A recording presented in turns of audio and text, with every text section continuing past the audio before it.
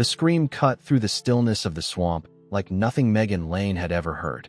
It wasn't human, but it was raw with panic, like a child struggling for air. She stopped mid-step, her boots sinking slightly into the damp ground, and scanned the green surface of the water. That was when she saw it. A bear cub, its dark fur plastered to its small body, half submerged in the choking riasco. Every frantic paw stroke only pulled it deeper into the floating weeds and sucking mud. Its muzzle rose, gasped, then slipped again. Megan's heart hammered. She knew the rules: never interfere with wildlife, never approach a cub. The mother was always close. But this little one was drowning right in front of her. She glanced around, expecting a hulking shadow to crash out from the trees, but the woods were silent except for the thin cries of the cub. She dropped her backpack and yanked out her phone. With shaky fingers, she dialed the Forest Service emergency line. As the call rang, she yanked a dead branch from the ground, long and solid. She stretched it toward the cub, crouching low on the slippery bank. The cub pawed at it clumsily, claws scraping. Megan gritted her teeth and pushed the branch closer. The dispatcher answered. Megan's voice tumbled out fast. She explained where she was, what she saw, and that a cub was sinking in the swamp. The dispatcher promised to send a ranger, told her not to touch the animal if possible, and to stay safe. Megan kept the phone on speaker, propping it on the grass, and focused on the branch. "Come on, little guy," she muttered under her breath, inching closer to the edge. Mud soaked through her knees. The cub caught the branch between its paws, but slid again, water splashing against its face. Megan's stomach lurched as she shoved the branch further. Then she spotted an old rope coiled at the base of a tree, probably left behind by hunters or fishermen. Without hesitation, she tied it around the branch, doubling its length. The cub managed to hook its tiny claws into the bark. Megan pulled gently, steady, trying not to spook it. Its eyes locked on hers, wide and desperate, as if pleading for her to keep going. Inch by inch, it dragged itself forward, coughing water and shaking its head free of weeds. Megan's arms burned, but she didn't let go. She knew at any moment the ground beneath her could give way, sending her into the swamp. She dug her heels into the roots at the bank's edge and leaned back, using her weight to keep the branch steady. The cub's forelegs finally reached a patch of firmer mud near the edge.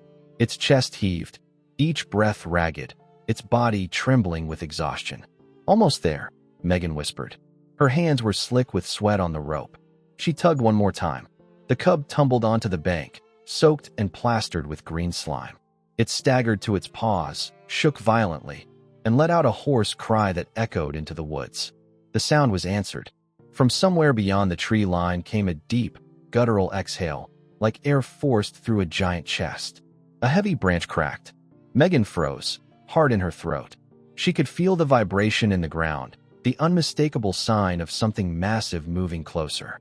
The cub turned its head toward the sound, ears twitching, then looked back at Megan. She stayed crouched, one hand still gripping the rope, the other pressed to the damp ground to steady herself. Her phone buzzed on the grass, the dispatcher calling her name, but she couldn't answer. Her eyes were locked on the dark wall of forest just a few yards away. The cub whimpered, taking a shaky step toward Megan's knee, as if drawn to the only figure that had offered it help. Megan's pulse roared in her ears. She didn't dare move. The underbrush rustled again, louder this time, and the shadow of something vast shifted between the trees. Megan didn't move, every muscle in her body locked tight, as the sounds in the trees pressed closer. The cub shivered at her side, too exhausted to run. Just as Megan's pulse began to pound louder than the forest itself, headlights cut through the undergrowth from the dirt road behind her. A truck door slammed.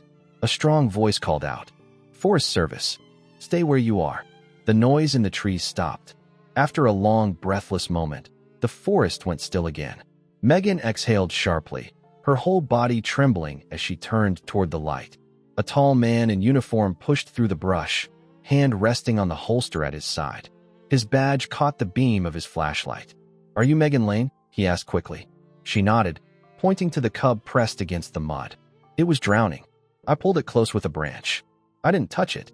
The ranger crouched, eyes scanning the tree line before settling on the cub. "Name's Jake Morales. You did the right thing calling it in. Let's move slow." Megan's knees ached as she shifted back. Jake slipped off his pack and pulled out a folded silver blanket. He shook it open carefully, the metallic crinkle loud in the silence. The cub flinched, but Jake kept his tone calm and steady. "Easy, little one. We're not here to hurt you." With practiced hands, he guided the blanket around the cub without making skin contact. Megan held her breath as the animal swayed but didn't resist. Jake wrapped it snugly, leaving space for its head, then lifted it onto firmer ground. The cub wheezed weakly, mud still clinging to its nostrils. Jake reached for his radio. "Got the cub. Condition stable enough to transport. Request mobile vet unit at pullout." Minutes later, the beam of another set of headlights swept across the swamp road. A van door slid open, and a woman in scrubs stepped out carrying a kit. She moved with purpose, kneeling beside the cub as Jake set it down on a tarp. "I'm Dr. Laura Miller," she introduced briskly. She snapped on gloves, checked the cub's gums, lifted its paw. Her brow tightened.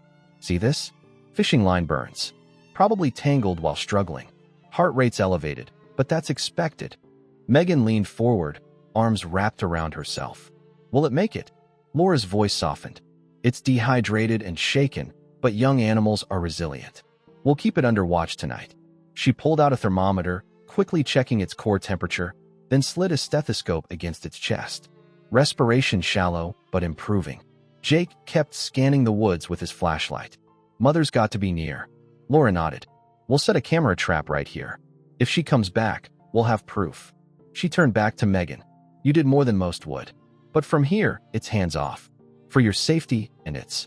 The cub let out a pitiful cry, a rasping sound that clawed at Megan's chest. Laura prepared a small syringe of electrolytes, dribbling it into the corner of its mouth. The cub swallowed clumsily, then sagged back into the blanket. Jake adjusted his radio again. "We'll transport it to the mobile unit. Keep it overnight. Tomorrow we try for a reunion." They carried the cub together, Megan trailing close, but careful not to interfere. At the van, Laura secured the cub in a padded crate lined with straw. She closed the latch gently, the cub's eyes following them through the slats. Outside, Jake and Laura set up a trail camera near the spot where Megan had pulled the cub ashore. They angled it toward the water's edge, fastening it to a trunk. The infrared blinked red once before settling into ready mode.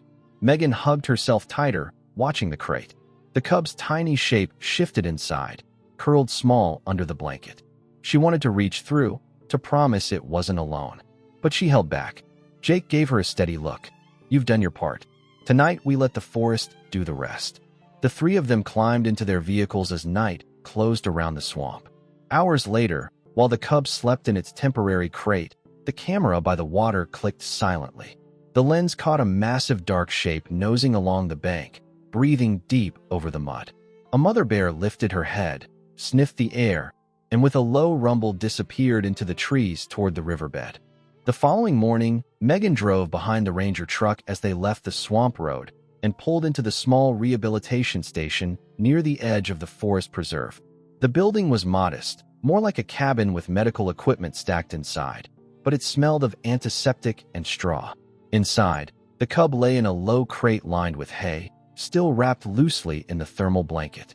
Its breaths were deeper now, though it blinked weakly when the door opened. A woman with short blonde hair stepped forward. She wore field boots and a jacket with a patch that read Wildlife Rescue. She extended a hand to Megan. "Lily Carter. I handle reintegration. We keep contact minimal, so don't expect cuddling. The goal is to send it back to its mother as fast as we can." Megan nodded quickly. "That's what I want too." Lily crouched by the crate, slipping a gloved hand inside just long enough to adjust the blanket and slide a dish of diluted electrolytes toward the cub. The little bear sniffed, then lapped slowly, its tongue pink against the metal bowl. Megan exhaled in relief. "Good sign," Lily said. "Hydration first.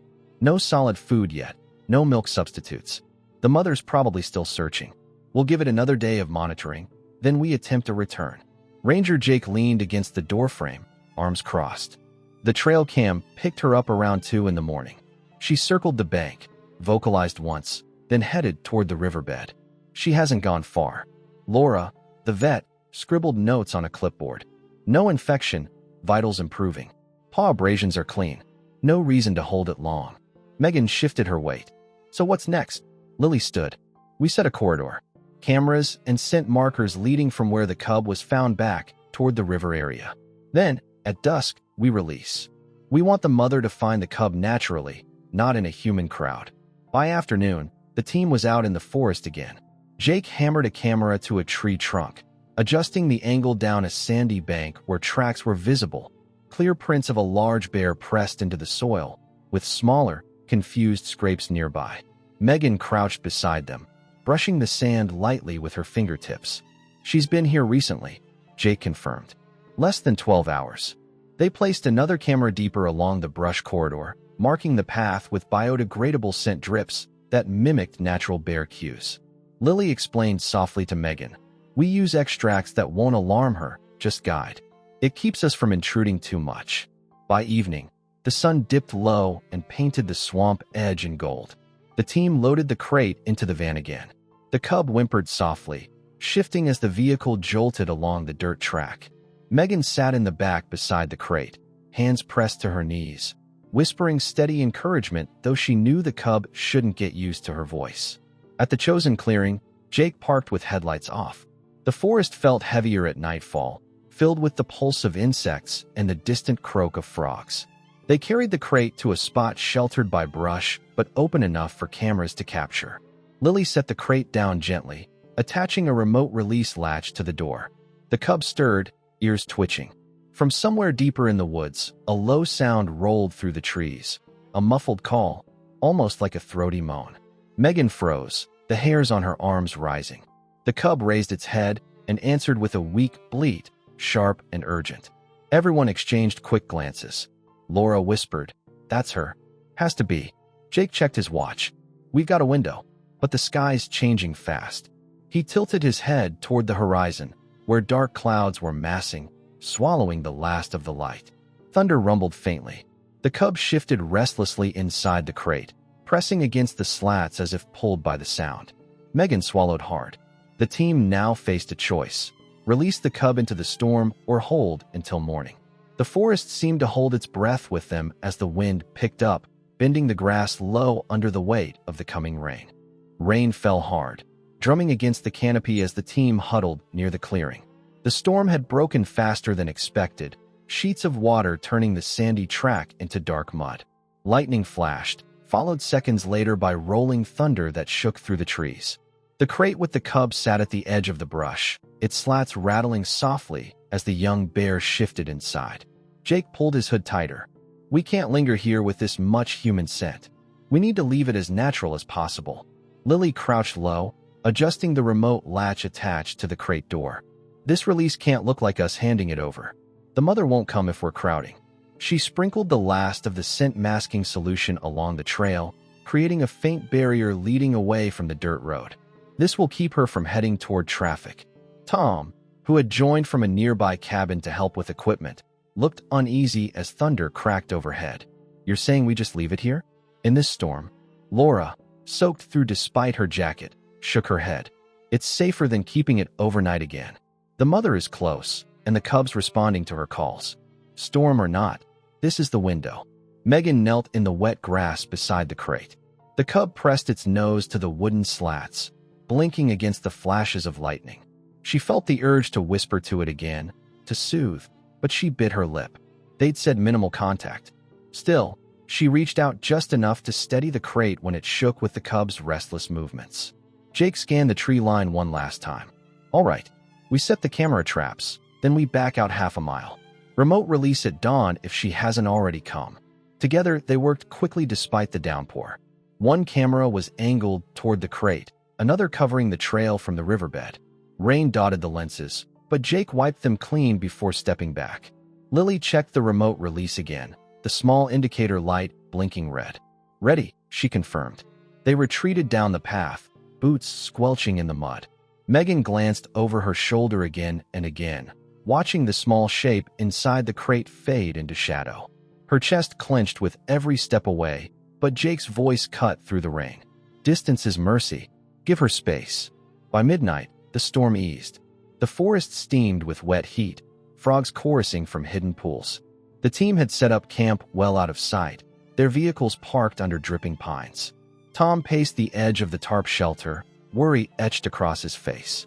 What if the cub can't handle the rain? What if she doesn't come back? Megan answered softly. It survived the swamp. It'll survive this night. She'll come. At dawn, the storm had rolled east, leaving only low mist curling above the forest floor. Jake and Lily checked the monitors. The first images showed only sheets of rain, the crate glistening under flashes of lightning.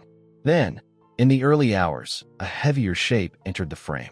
The mother bear appeared, her fur slick, one hind leg dragging slightly as she moved. Megan's breath caught as the camera footage played. She was limping, cautious. The bear lifted her head, nose twitching, clearly catching human scent still lingering. She froze when Tom shifted at the monitor, his boots scraping against gravel. Jake raised a hand sharply. Back. All of us. Megan saw the hesitation in Tom's eyes, his weight leaning forward as if to get a better look. She stepped closer, her voice urgent but steady. Tom, we're too close. We'll ruin this if she knows we're here. Please. Reluctantly, Tom stepped back, shoulders tense. The screen showed the mother lowering her head again, circling warily, then settling closer to the crate. Her ears flicked at every sound. Jake pressed the remote in his hand. A faint mechanical click carried over the static of the receiver. On the screen, the crate door sprang open. The cub stumbled forward, paws sinking into wet earth. It froze, water dripping from its matted fur, tiny chest heaving. For a suspended moment, it stood between the world of humans and the shadow of the forest. Then, from deep within the trees, came a low, guttural murmur, thick and commanding, a sound that made the cub lift its head and listen. The cub froze at the edge of the crate, trembling in the wet grass. Its nose lifted, nostrils flaring at the guttural murmur from the trees. Another sound followed, a low chuff, softer but insistent.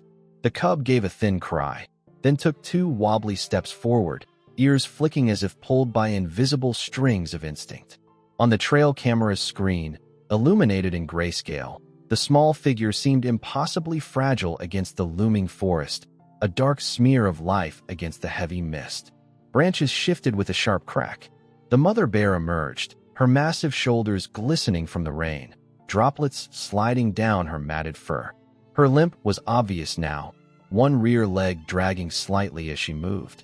Yet her presence filled the frame with raw power and unshakable authority. She paused, muzzle raised, sniffing intently, her eyes narrowing at the scent of humans that still clung faintly to the clearing. For a long moment, Megan's breath stalled in her chest, afraid the mother might sense the intrusion and retreat forever. The cub squealed again, higher this time, the tiny body quivering with effort. The mother's ears twitched, her head jerking in response. Slowly, deliberately, she lowered her head, exhaled deeply, and took another step closer.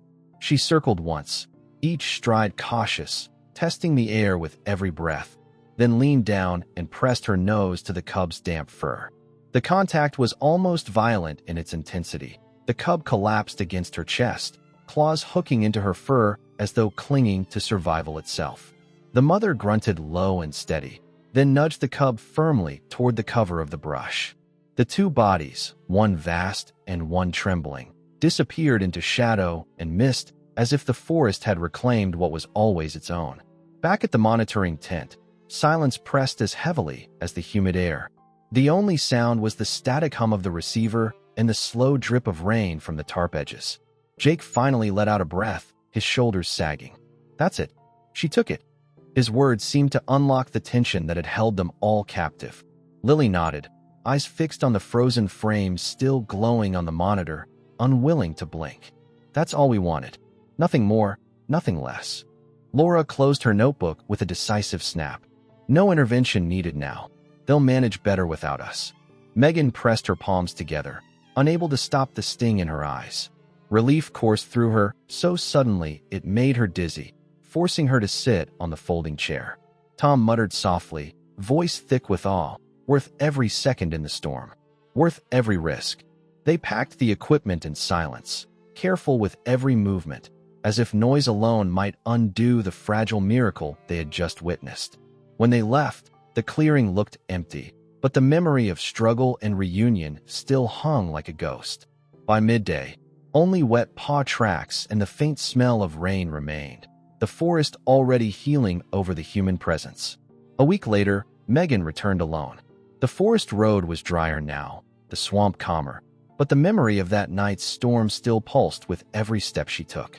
She parked further back and walked the same narrow trail, retracing her path to the bank where the cub had first fought against the swamp's pull.